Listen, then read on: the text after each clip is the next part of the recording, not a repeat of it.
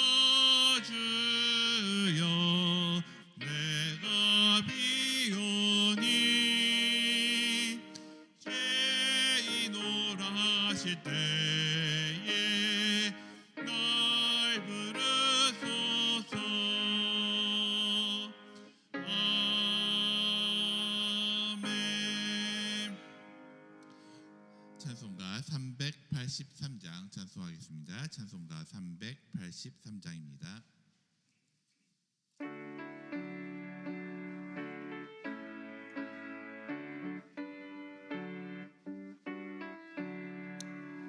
눈을 들어 산을 보니 도움 어디서 오나 천지 지은 주 하나님 나를 도와주시네.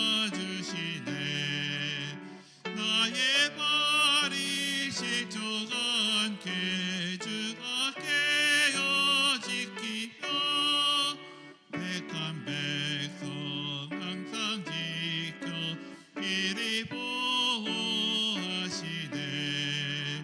도우시는 하나님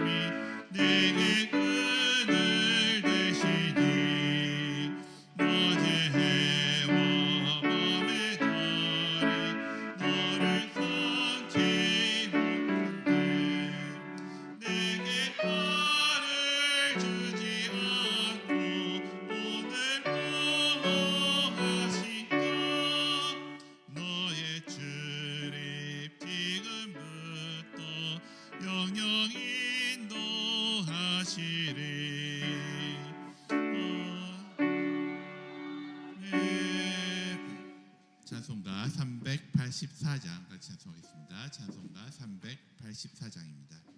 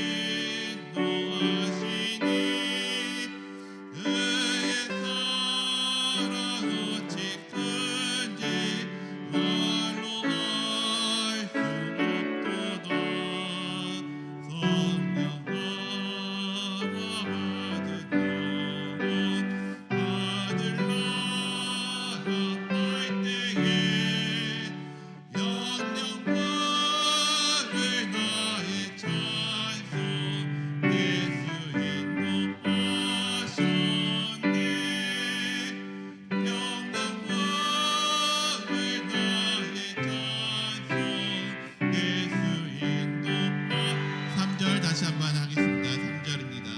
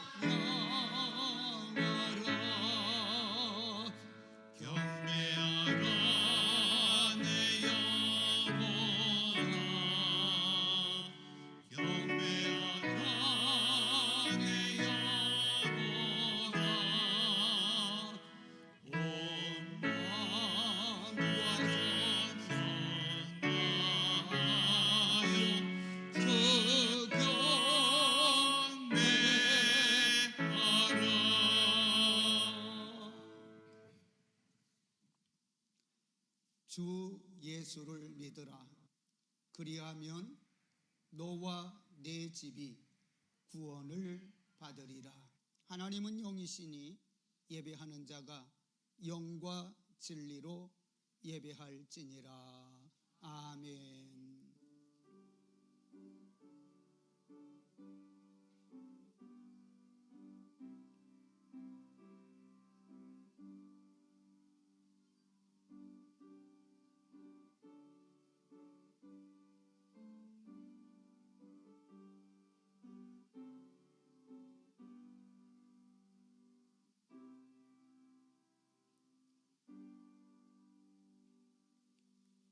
찬송가 10장으로 우리 하나님 앞에 영광 올려드리겠습니다.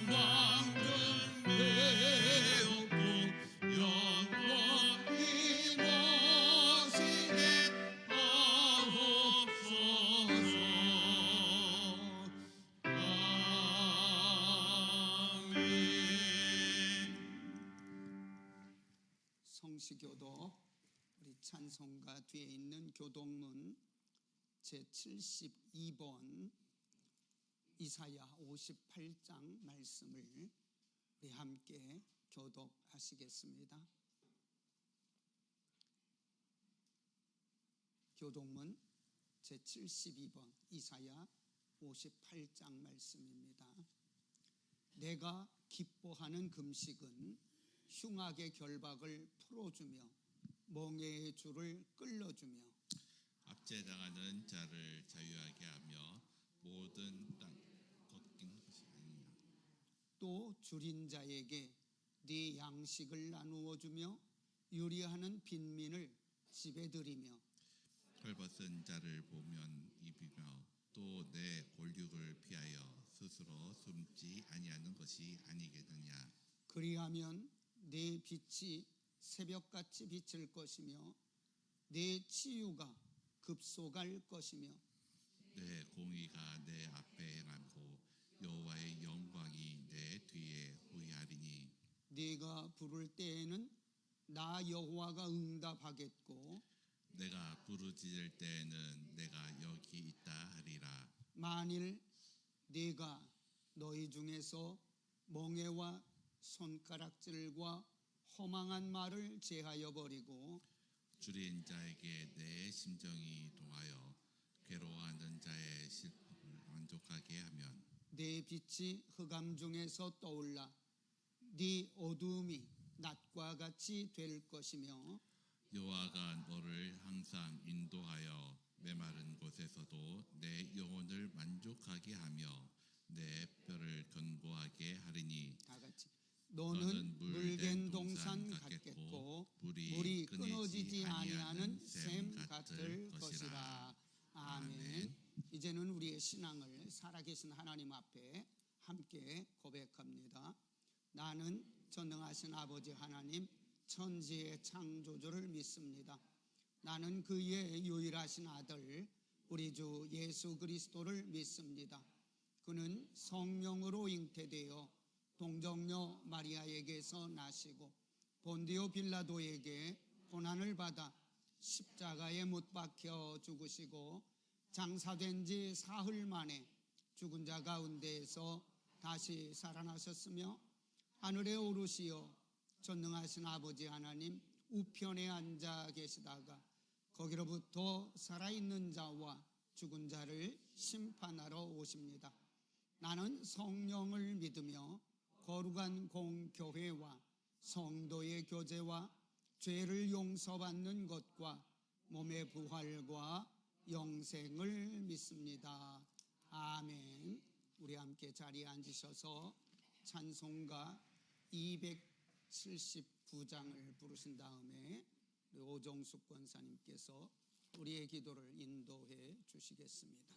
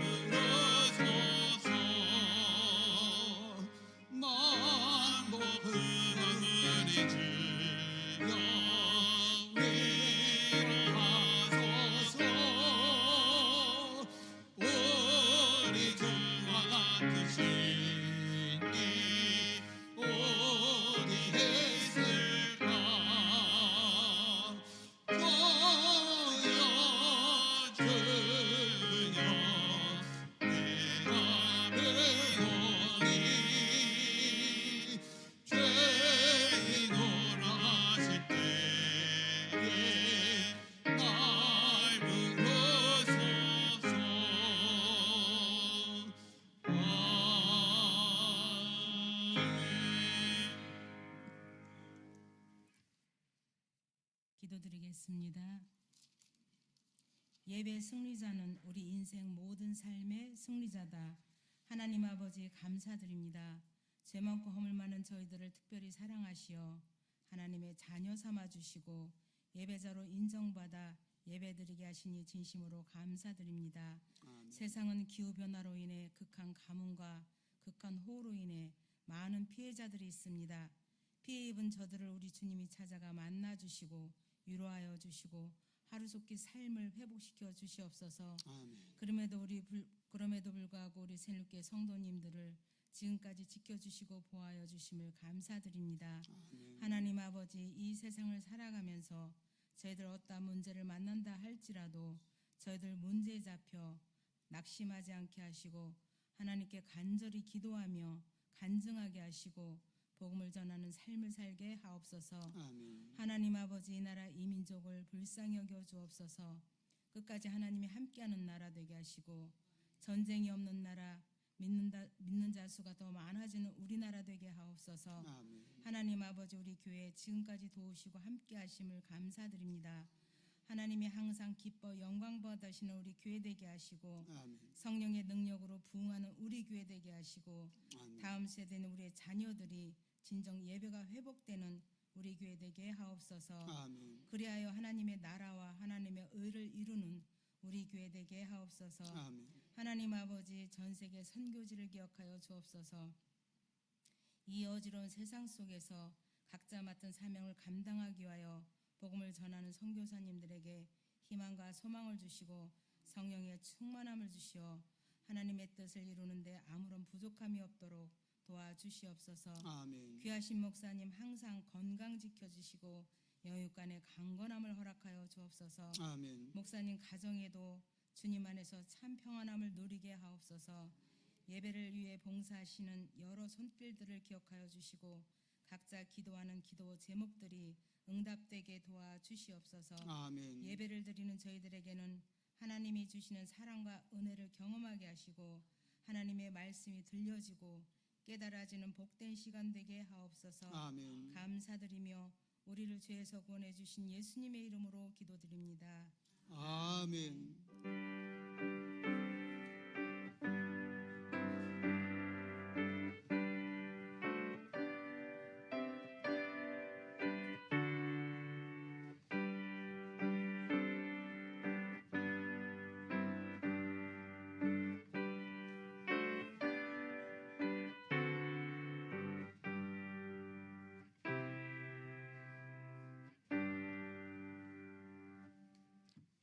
오늘 이 시간 우리에게 주시는 하나님의 말씀은 신약성경 마태복음 15장 21절부터 28절까지 말씀입니다.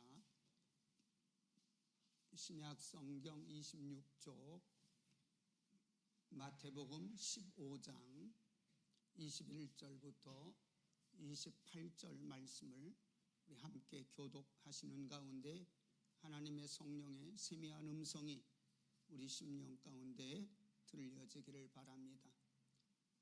21절입니다. 함께 교독합니다. 예수께서 거기서 나가사 두로와 시돈 지방으로 들어가시니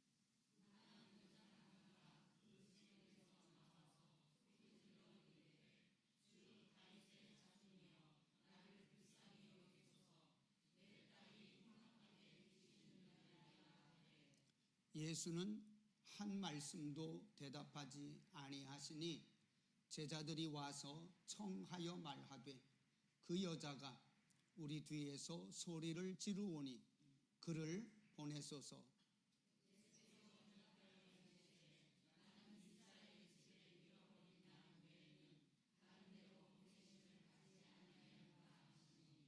여자가 와서 예수께 절하며 이르되 주여 저를 도우소서.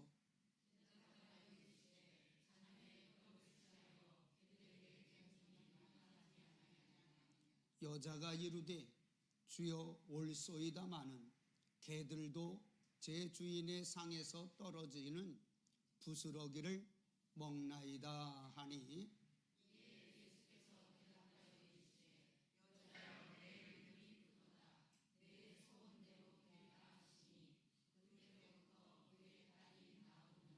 아멘. 우리 함께 기도하겠습니다. 살아계시고 전능하신 아버지 하나님, 오늘도 이 거룩하고 복된 주일 아침 우리를 주님의 전으로 불러주시고 우리에게 예비하신 하나님의 신령한 은혜와 축복을 허락해 주시니 감사합니다. 지난 한 주간 동안 세상에 살면서 힘들고 어려웠던 여러 가지 어려운 문제들을 주님 앞에 가지고 나왔사오니 이 시간 우리 주님의 십자가 날개 아래 내려놓고 주님이 주시는 위로와 소망과 기쁨과 평강을 누리게 하여 주시옵소서. 오늘도 말씀을 통해서 우리를 찾아오시사 우리의 문제들이 풀어지고 해결되게 하여 주시고 우리가 그리스도 예수를 통해서 하나님의 거룩한 자녀됨을 확인하는 복된 시간 되게 하여 주시옵소서. 감사하옵고 사랑 많으신 예수님의 이름으로 기도하옵나이다. 아멘. 오늘 우리에게 주시는 하나님의 말씀 마태복음 15장 21절부터 28절 말씀을 통해서 우리가 함께 나눌 말씀의 제목은 포기하지 않는 믿음. 내가 믿으면 포기할 수가 없어요. 믿음이 흔들리면 믿다가도 포기하게 되고 참고 견디다가도 포기하게 돼. 그러나 믿음이 온전하게 믿어지면 그때는 끝장을 보는, 끝까지 견디고 버틸 수 있는 그 힘과 용기가 생깁니다. 오늘 본문 말씀을 우리가 함께 나눌 때에 오늘의 본문의 말씀을 지금까지 봤던 관점이 아니고 원래 성경이 말하고자 하는 관점에서 한번 보려고 그런 관점에서 오늘 말씀을 준비했습니다. 우리가 잘 아는 플로렌스 나이팅게일, 이분은 영국 사람이에요. 1820년 이탈리아의 피렌체에서 영국인 부모에게서 태어났어요. 그리고 정숙한 영국 여성으로 성장했어요. 근데 이 나이팅게일이 활동했던 시기는 1853년부터 56년까지 3, 4년 동안 전쟁이 있었던 크림 전쟁. 크림 전쟁은 아이스크림을 먹으면서 싸우는 전쟁이 아니고 오늘날 우크라이나와 러시아가 지금 싸우고 있는 크림반도, 거기에서 일어났던 전쟁이에요. 지금은 우크라이나하고 러시아하고 싸우는 크림반도지만 나이팅게일이 활동할 때는 영국과 프랑스와 연합군이 러시아와 싸우는 전쟁터였습니다. 이 나이팅게일은 영국군의 부상병들을 돌보기 위해서 전쟁터의 병원으로 야전병원으로 간 거죠.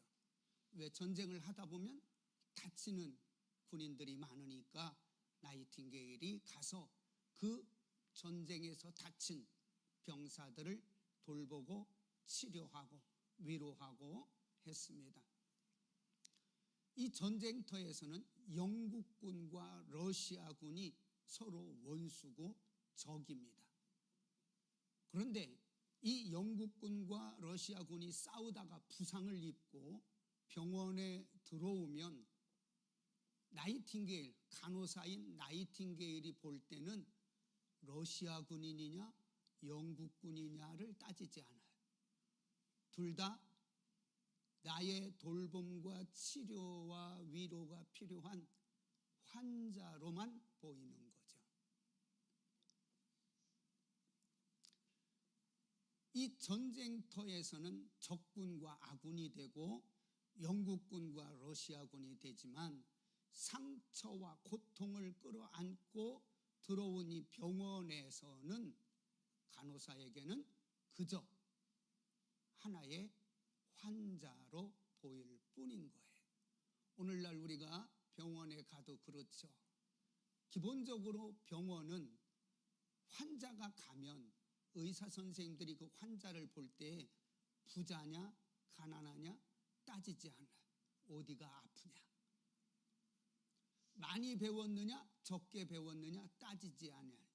어디 아프냐? 어떻게 아프냐? 의사는 모든 사람을 단지 환자로만 보는 거예요.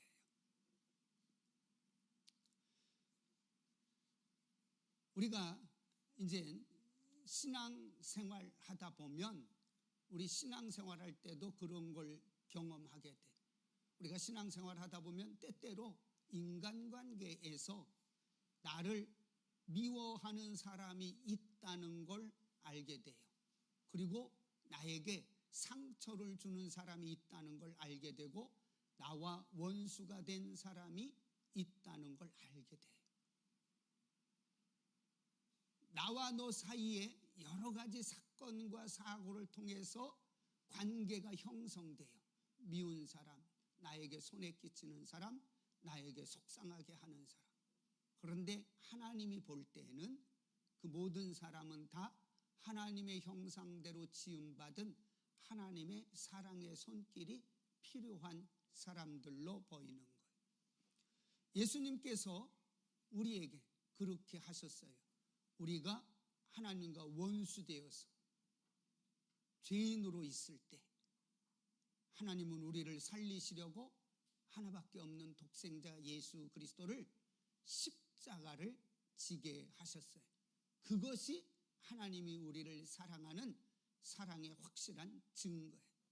그렇기 때문에 그리스도인들의 사랑은 내 편에서만, 내 편에게만, 내 주변 사람에게만 베푸는 사랑이 아니야.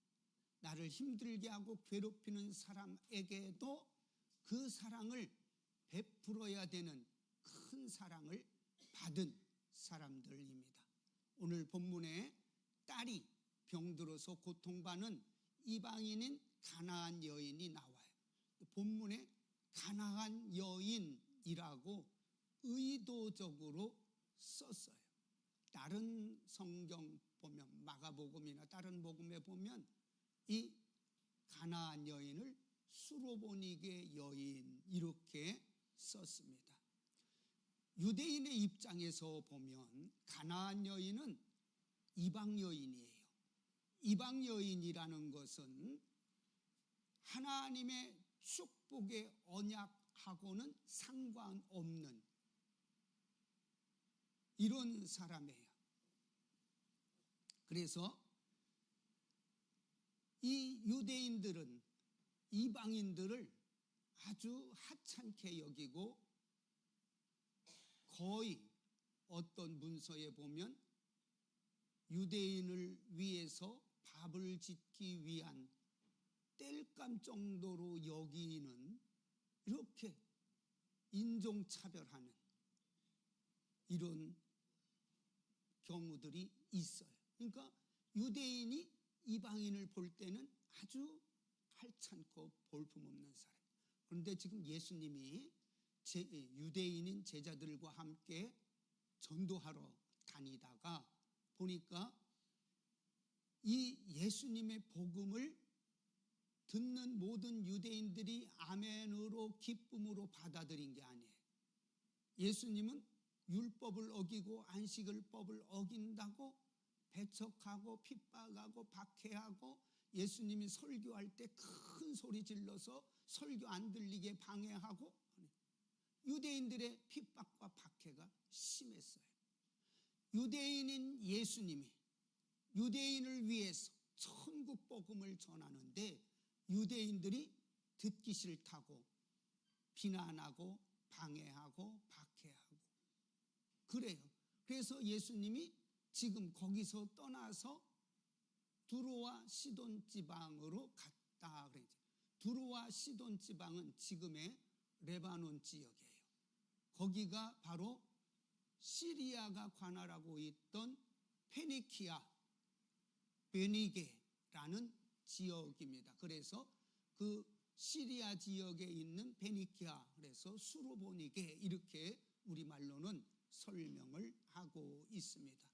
그러니까 그 지역을 특별히 강조했다는 것은 유대인들에게는 버림받은 지역, 유대인들이 무시하는 사람들, 유대인들이 멸시하는 사람들이라는 것을 의도적으로 드러내고 있어요. 그런데 이 유대인인 예수님이 유대인들이 더럽게 여기는 이방 여인을 만났어요. 율법에 어긋나는 거예요. 율법을 어기는 거예요. 만났어요. 그러면서 그 많은 유대인들이 보는 앞에서 이 유대인들이 하찮게 여기고 무시하고 멸시하는 이 여인을 믿음이 크다고 칭찬을 했어요. 사실은 예수님의 12제자나 예수님을 따라다니는 유대인들이나 예수님과 함께 있던 그 많은 유대인들을 칭찬했으면 유대인들이 예수님을 싫어하지 않았을 수도 있어요.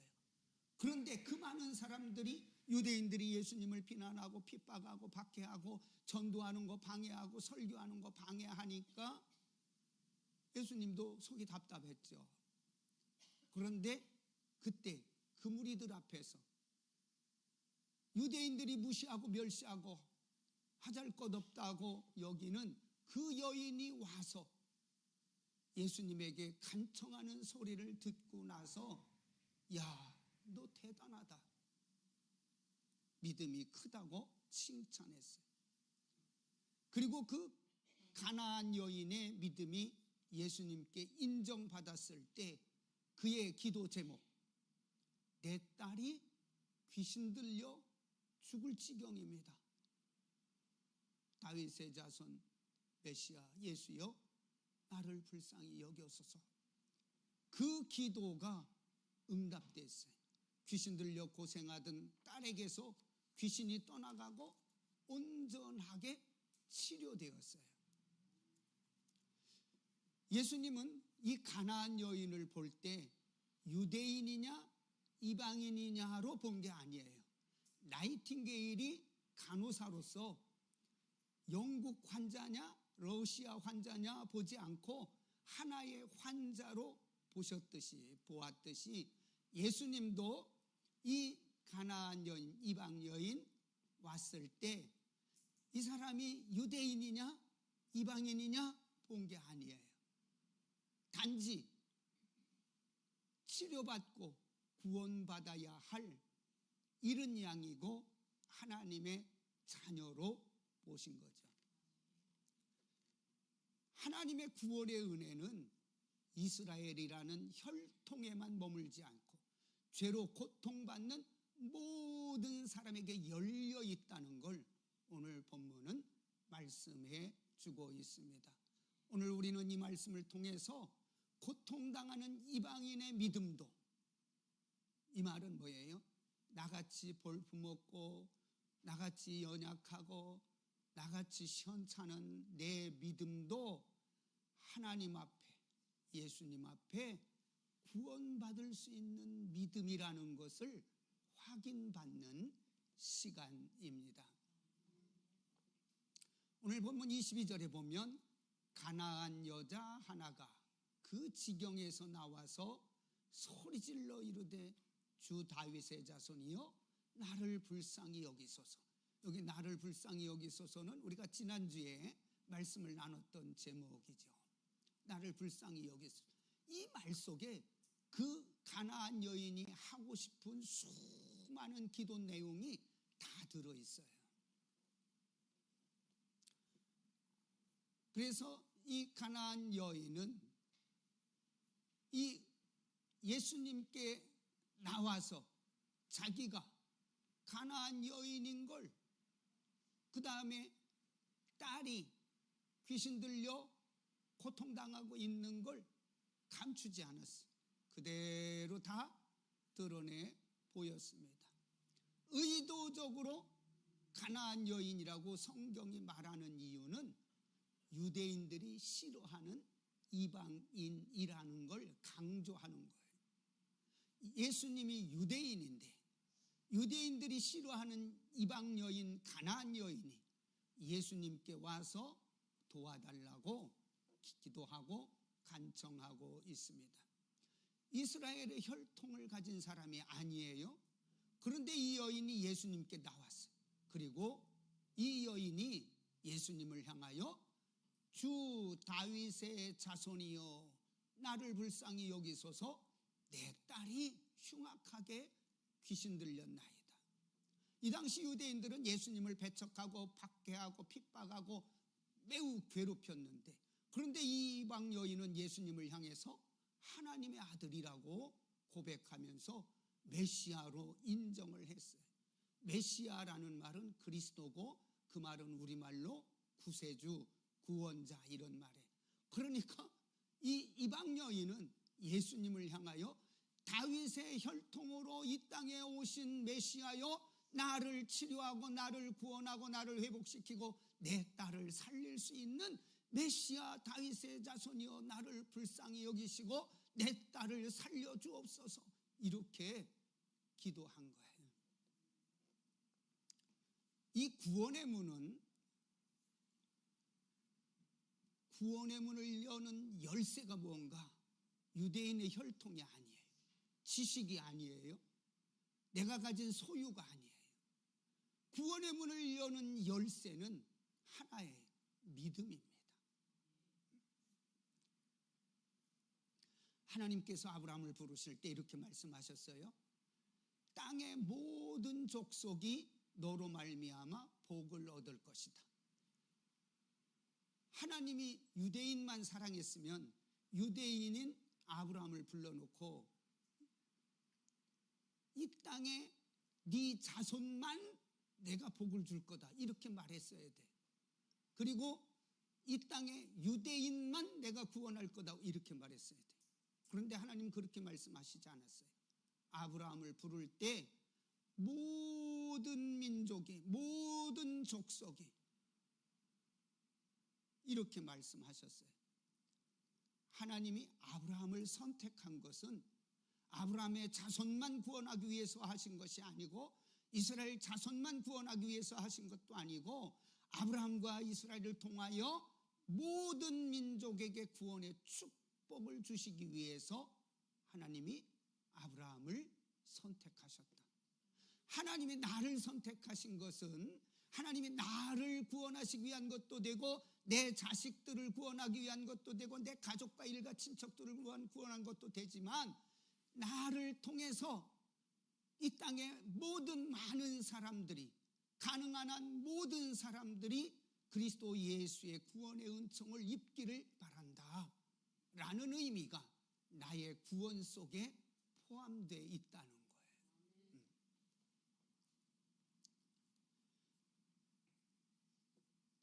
예수님께서 부활하신 후에 제자들에게 말씀하셨죠.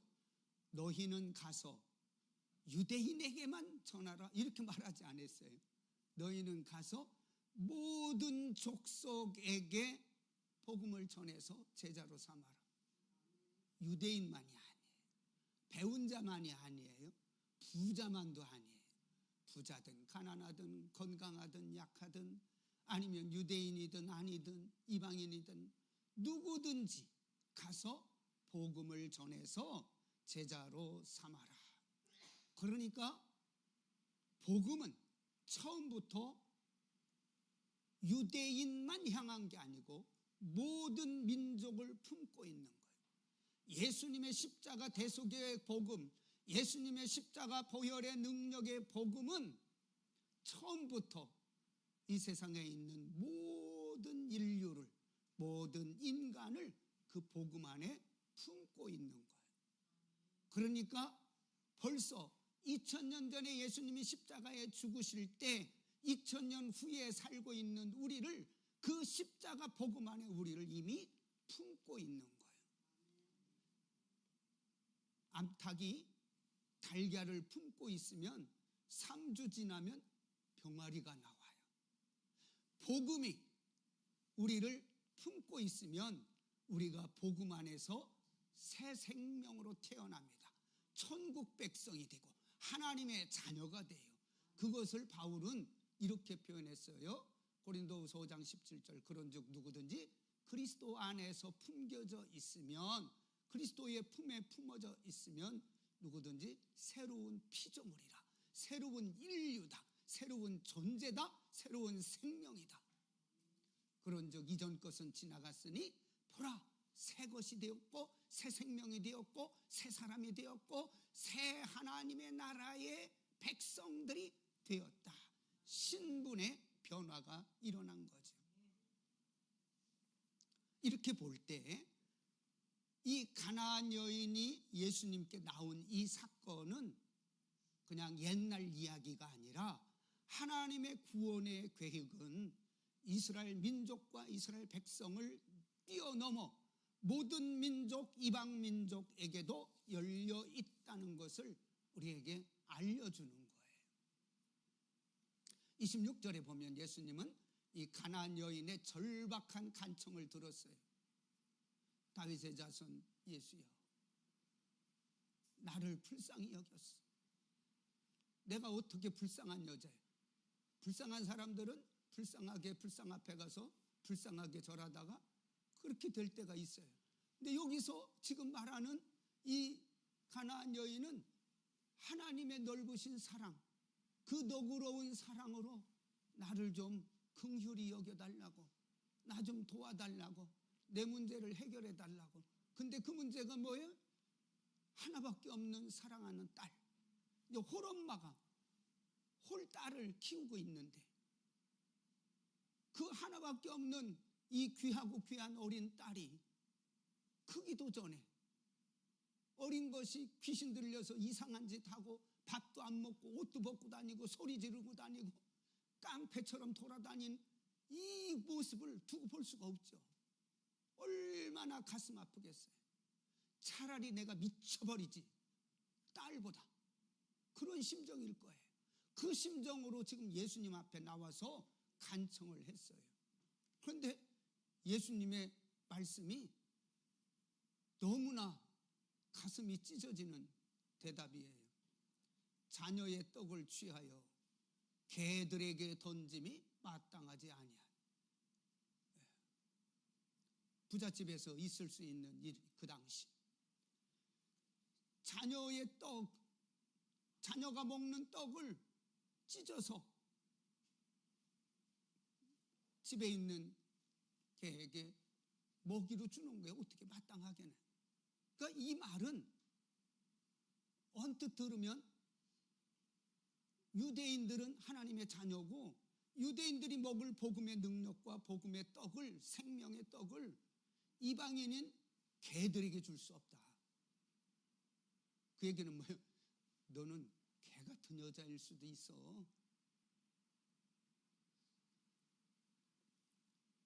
듣기에 따라서 정말 절망스러운 거부감 느끼는 이런 소리. 예수님의 대답이 가나안 여인의 간청과 기도를 거절하는 것처럼 들려요. 그리고 지금 제자들이 뭐라겠어요? 선생님, 저 이방 여인이 자꾸 쫓아와서 소리 질러요. 뭐라고 소리 지르는데? 자기 좀 도와달래요. 뭘 도와주는 거예요? 딸이 미쳤대요. 귀신 들려서요. 부정 타요. 예수님 빨리 쫓아주세요. 제자들이 지금 중간에서 방해하는 거예요. 우리가 예수 믿고 은혜 받을 때 보면 가끔 꼭 은혜 받을 만 하면 중간에서 방해 놓는 이런 것들이 있어요. 막 주일날 아침 막 준비하고 열심히 준비해서 교회 오려고 하는데 전화가 띠리링.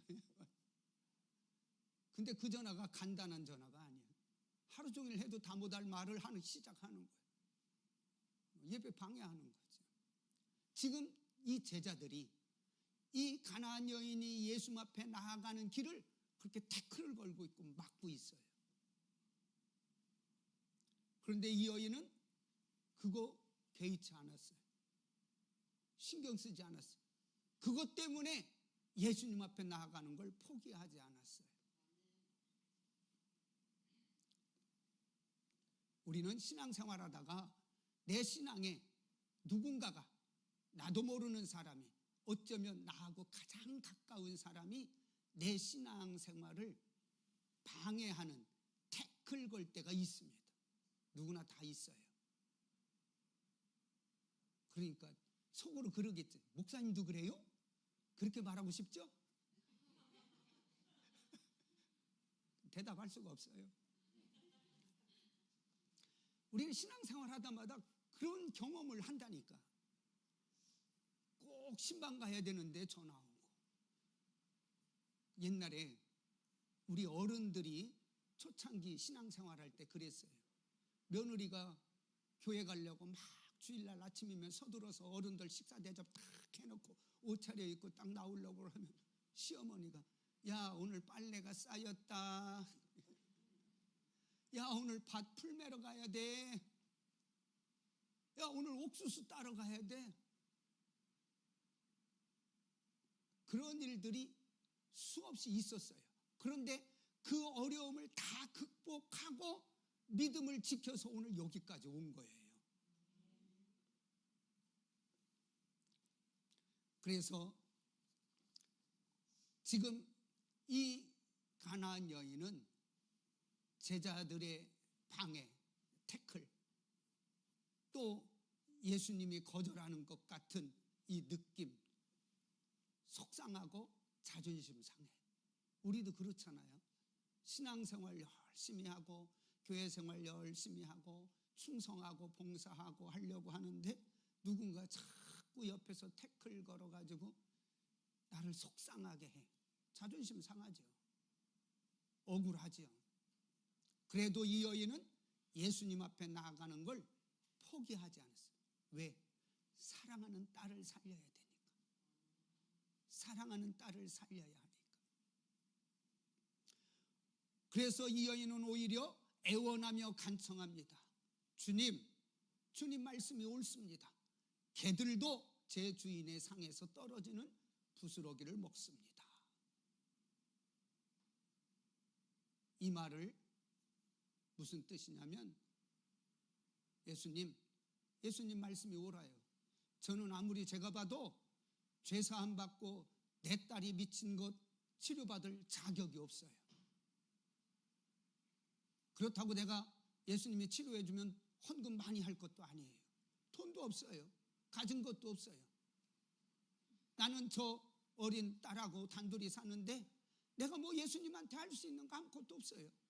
그렇다고 내가 유대인인 것도 아니고 이방 여인 맞아요.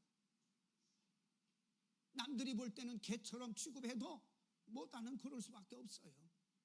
그렇지만 주님, 그래도 집안에 있는 개들도 주인의 상에서 떨어지기는 조그마한 부스러기를 먹고 기뻐합니다. 그 부스러기를 먹고도 꼬리를 흔들면서 주인을 좋아합니다. 그 부스러기 같은 작은 주님의 은혜라도 나에게 베풀어 주시옵소서. 이 여인은 자기가 의롭다고 주장한 게 아니에요. 또 자기가 공로가 있다고 교회에서 봉사 많이 하고 충성 많이 하고 교회에서 열심히 봉사한다고 그런 얘기한 게 아니에요. 오직 주님의 너그럽고 따뜻한 작은 은혜를 구하고 있습니다. 지극히 겸손한 기도죠.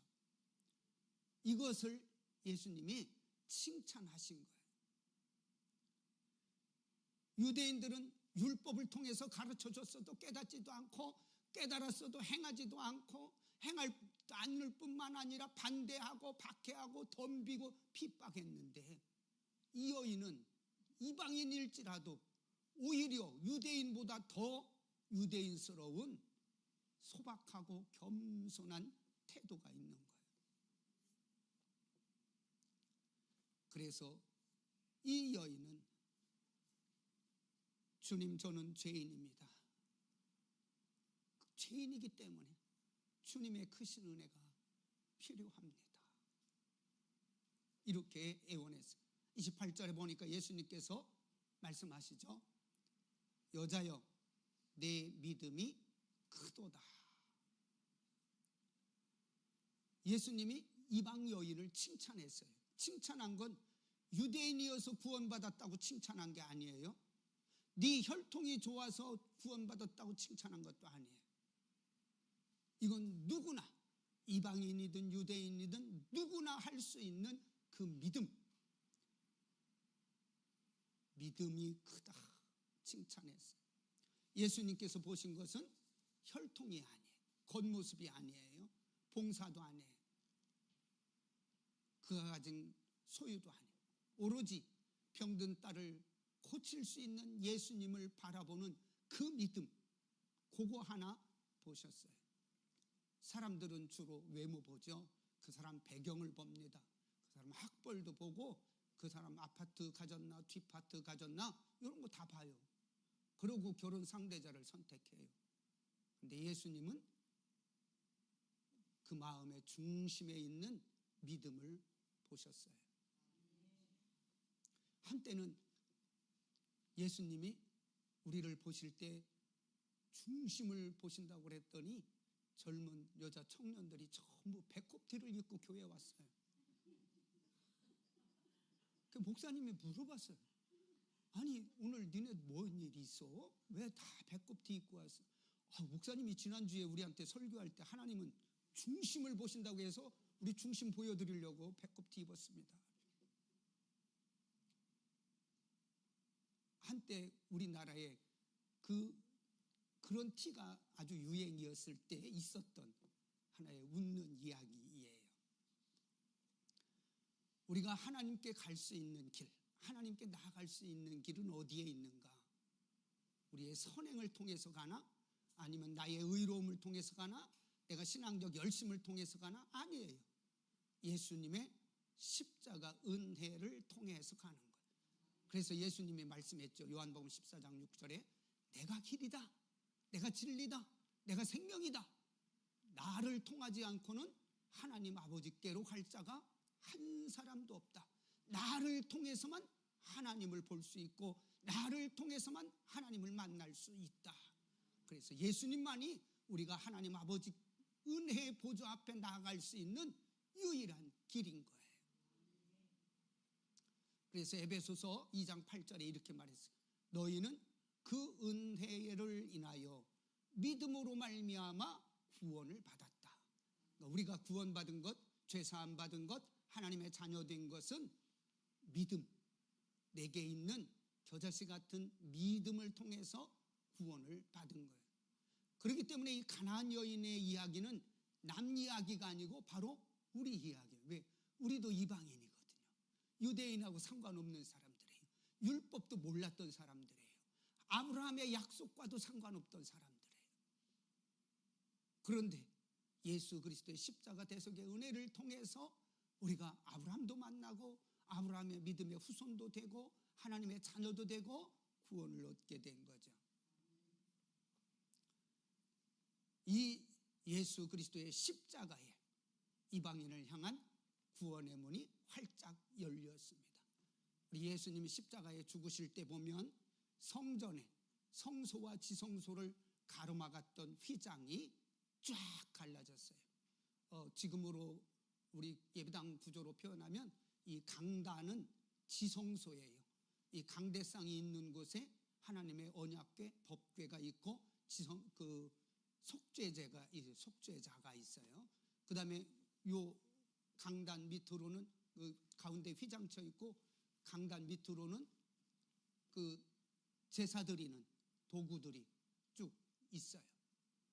그래서 그 휘장은 대제사장만 들어갈 수 있어요. 그런데 예수님께서 십자가에 피 흘려 죽으실 때 성전 휘장이 가운데 위로부터 아래로 쫙 찢어지면서 양쪽으로 쫙 열렸어요. 그 이야기는 뭐예요? 모든 사람이 강단을 향하여 기도할 수 있고 모든 사람이 강단을 향하여 예배할 수 있고 모든 사람이 강단에 임하시는 하나님의 임재를 경험할 수 있다. 그 길이 열렸다. 이런 얘기예요. 그러니까 우리는 예배할 때 나도 하나님을 임재를 경험하는 은혜를 받은 사람이라고 확신을 하고 있으면 우리는 예배 시간 사람 보이는 게 아니고 하나님의 은혜가 보이고 하나님의 임재가 보이고 하나님의 따뜻한 손이 내 등짝을 어루만지는 이런 순간을 경험하게 됩니다. 그러면 갑자기 내 마음이 울컥하기도 하고 뜨거워지기도 하고 내 눈에서 눈물이 또르륵 흐르기도 하고 머리가 쭈뼛거리기도 하고 내 몸에 이상한 증상이 경험되는 게 하나님의 임재의 순간이고 우리 주님이 우리를 어루만지시고 위로하시는 순간이라는 것을 우리는 경험하게 됩니다. 28절에 보니까 그때로부터, 그때가 언제죠? 예수님이 가나안 여인에게 네 믿음이 크다고 그 믿음이 인정받았을 때 바로 그 딸이 귀신에게서 놓여서 나았다. 건강해졌다. 엄마가 예수님께 간청했더니 예수님이 딸에게 은혜를 베푸셨어요. 여기서 우리는 한 사람의 믿음이 한 가정의 은혜의 문을 열어요. 한 사람의 기도가 한 가정을 구원해요. 한 사람의 믿음이 한 사람의 부모의 기도가 자녀에게 축복이 되고 자녀의 앞길이 열려지고 자녀에게 신앙의 유산이 남게 되는 거예요. 한 사람이 기도하면 그 기도를 통해서 하나님의 역사가 우리 가정 안에서 새롭게 시작되는 겁니다. 오늘도 이 구원의 문은 우리에게 열려져 있습니다. 구원은 특정한 사람만 위한 것이 아니에요. 어떤 민족만 위한 것도 아니에요. 잘난 사람만 위한 것도 아니에요. 의로운 사람만 위한 것도 아니에요. 우리 죄인들에게 열려 있어요. 실패한 사람들에게 열려 있어요. 상처받은 사람들에게 열려 있어요. 돌아온 탕자 같은 나에게도 열려 있어요. 그리고 그 믿음으로 예수님께 나오는 모든 사람에게 구원의 문은 활짝 열려 있습니다. 이것이 오늘 우리에게 주시는 복음이고 말씀의 핵심입니다. 우리는 신앙생활할 때 혈통보다 가문보다 믿음이에요. 자격보다 은혜예요. 내 선하고 의로운 공로보다 예수님의 십자가예요. 왜? 우리 신앙생활 하는 성도들은 사람의 판단보다 하나님의 판단을 기대하는 사람들이 나한테 뭐라고 하든 상관없어. 하나님만 나한테 네 믿음이 크다라고 인정하신다면 나는 그것으로 만족하는 신앙생활 되시기를 바랍니다. 기도하겠습니다. 사랑하는 아버지 하나님 감사합니다. 오늘도 이방 여인 가나안 여인의 삶을 통해서 우리 주님은 이 세상을 어떻게 보시는가 예수님의 눈을 우리가 깨닫고 배웠습니다. 아버지 하나님, 의사는 모든 사람의 고통을 신분으로 보지 않고 그가 앓고 있는 고통만 보듯이 우리 예수님은 이 땅에 오셔서 우리를 민족으로 보지 않고 혈통으로 보지 않고 재산으로 보지 않고 지식으로 보지 않고 오로지 잃어버린 양으로 보시고 오로지 구원받아야 할 죄인으로 보시고 오로지 치유받을 상처받은 환자로만 보셔서 우리를 본질적으로 구원하시는 그리스도의 은총을 기대하며 기억하게 하시니 감사합니다. 하나님 아버지, 우리의 삶을 통해서 이 땅에 그리스도 예수의 십자가 보혈의 능력이 증거되고 경험되게 하여 주시옵소서. 예수님의 이름으로 기도하옵나이다. 아멘. 찬송가 280장을 부르시면서 드려진 예물 하나님 앞에 봉헌하겠습니다.